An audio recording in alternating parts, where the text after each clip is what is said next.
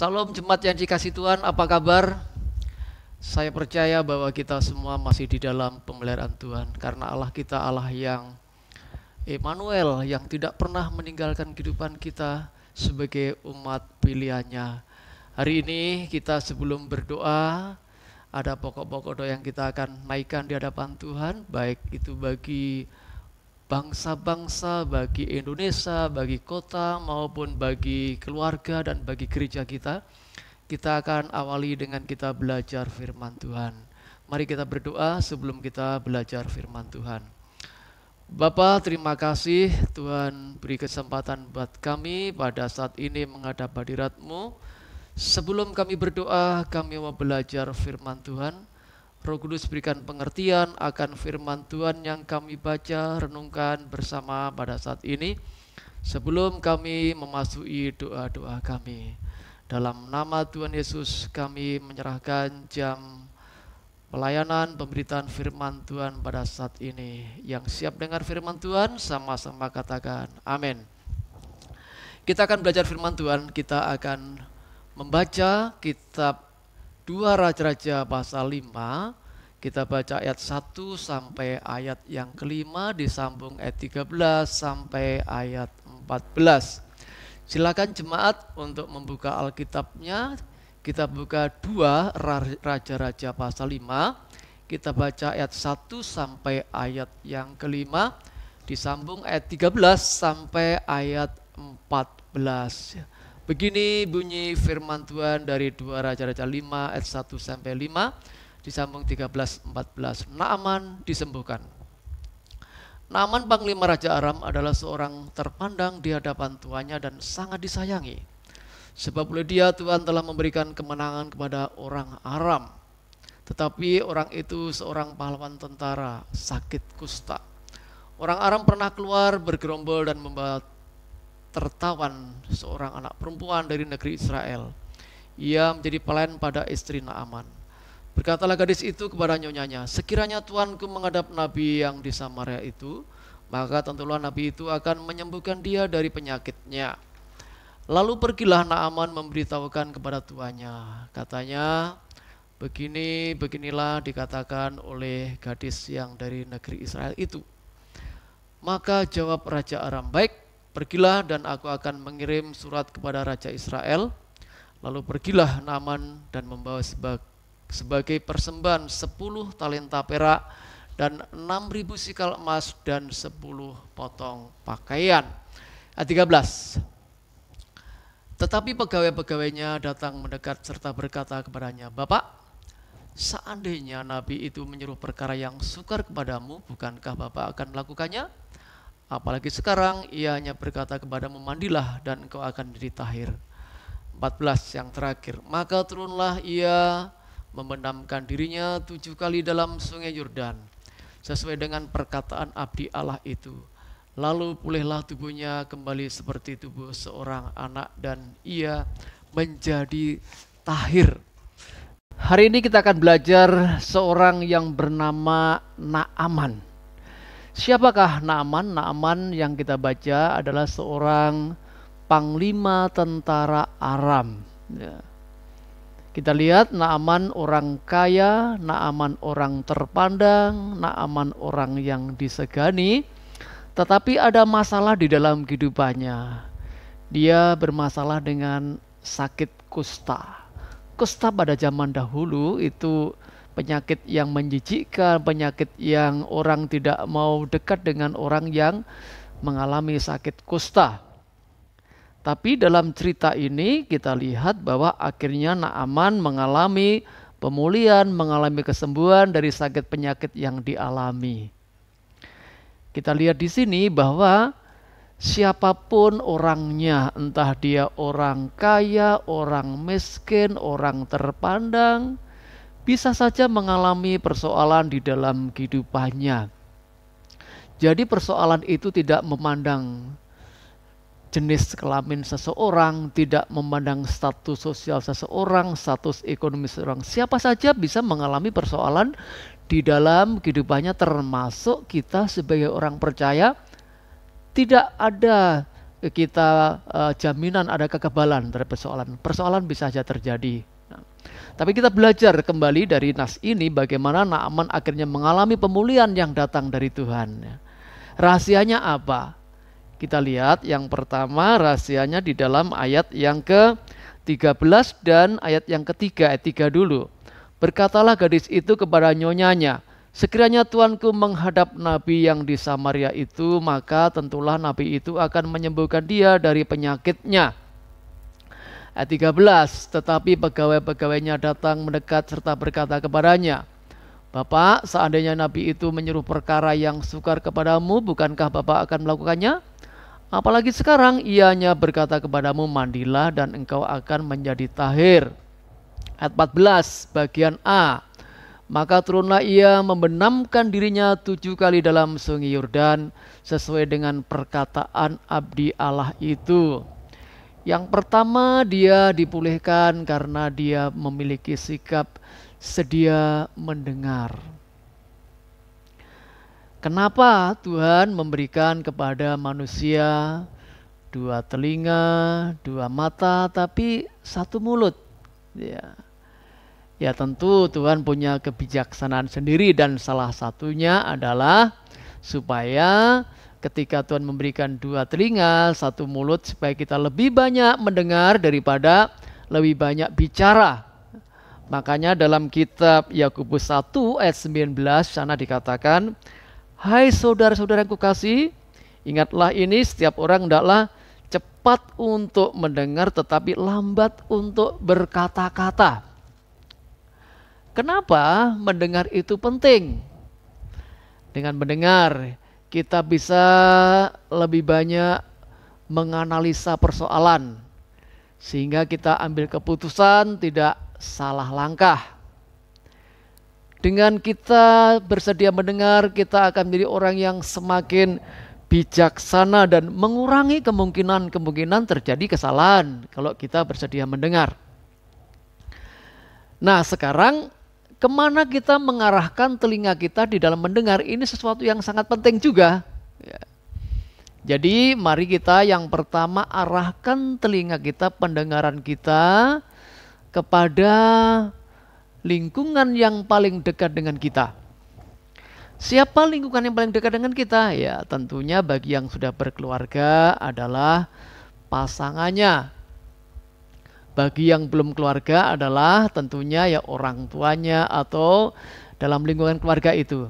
Kita belajar di sini bahwa pasangan kita, keluarga kita adalah orang yang paling dekat dengan kita. Dan tidak mungkin kalau pasangan kita, suami atau istri, ya punya tujuan-tujuan yang salah. Pasti ketika memberikan saran, nasihat, tujuannya untuk kebaikan-kebaikan bagi kehidupan kita. Yang berikutnya, mari kita juga belajar mengarahkan pendengaran kita kepada orang-orang yang menjadi pemimpin kita, otoritas kita, ya, yang diberikan otoritas atas kehidupan kita. Dalam nas yang kita baca ini, Naaman bersedia mendengar apa yang disarankan oleh pemimpinnya atau rajanya. Ya. Dalam ayat yang kelima, ketika dengar Naaman mau ke Israel, ya langsung ya rajanya berkata, iya silahkan ke sana. Saya kasih surat rekomendasi supaya kamu kalau ada diperlukan bisa kamu ke sana dan kamu mendapatkan pelayanan, ya. Otoritas. Kita belajar bahwa penting kita ini juga bersedia mendengar orang-orang yang jadi pemimpin-pemimpin dalam kehidupan kita. Dalam rumah tangga, pemimpin keluarga adalah seorang suami. Mari kita sebagai anak sedia mendengar nasihat Bapak. Sebagai istri, ya, berusahalah mendengar apa yang disarankan oleh suaminya. Karena seorang suami kepala keluarga, dia bertanggung jawab pada yang di atasnya, yaitu Tuhan. Dalam komunitas apapun juga, sebagai seorang pegawai bersedia mendengar otoritas pemimpin kita. Di dalam gereja Tuhan, ya, kita bersedia mendengar yang diberi otoritas memimpin kehidupan kita. Berikutnya, mari kita juga belajar mendengar orang-orang yang dekat dengan kita, ya, ya anak-anak kita. Kadang-kadang orang yang kita anggap ya orang biasa-biasa saja bisa dipakai Tuhan untuk menolong kita sehingga kita tidak salah langkah. Dalam nas yang kita baca ini, Naaman dia bersedia mendengar nasihat dari seorang wanita yang menjadi pembantunya. Ya, seorang pembantu biasanya kan dianggap ya orang yang urusannya hanya dapur, urusannya hanya nyiapkan makanan, cuci piring, ya. Ya. Tapi dalam nas kita baca ini seorang wanita ini luar biasa.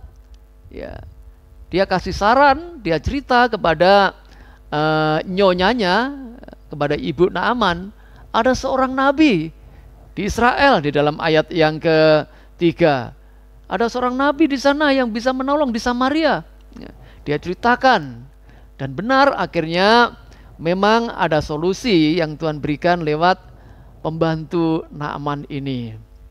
Jadi yang pertama, mari kita belajar ketika kita mengalami persoalan dalam kehidupan kita, membuka telinga kita baik-baik. Yang pertama, kita buka telinga kita dengan pasangan kita. Yang kedua, dengan orang yang diberikan otoritas oleh Tuhan dalam hidup kita, pemimpin kita. Juga mari kita juga jangan lupa mendengar orang-orang yang paling dekat dengan kita, anak-anak kita. Mungkin Tuhan bisa pakai untuk menolong kita. Jadi yang pertama, sikap yang perlu kita teladani dari kehidupan Naaman sehingga dia mengalami pemulihan dalam hidupnya adalah sedia mendengar. Yang kedua, dijelaskan dalam ayat yang ke-14. Maka turunlah ia membenamkan dirinya 7 kali dalam sungai Yordan sesuai dengan perkataan abdi Allah itu. Lalu pulihlah tubuhnya kembali seperti tubuh seorang anak dan ia menjadi tahir.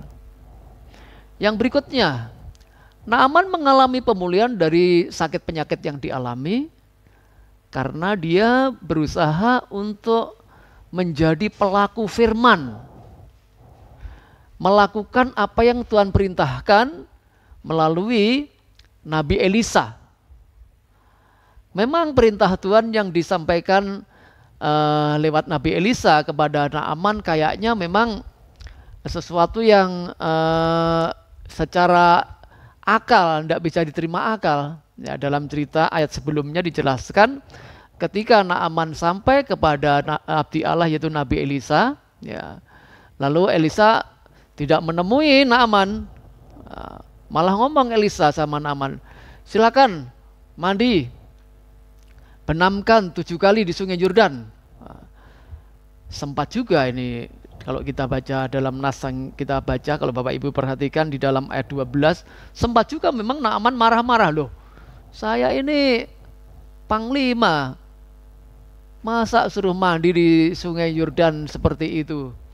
Kalau seperti itu di Damsyik banyak sungai yang lebih bagus, mbok suruh ke Damsyik saja mandi di sana.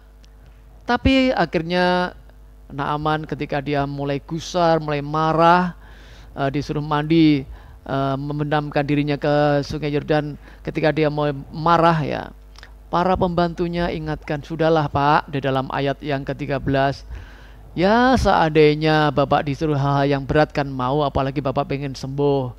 Ini kan sederhana, suruh membenamkan dirinya 7 kali sungai Yordan kan sederhana.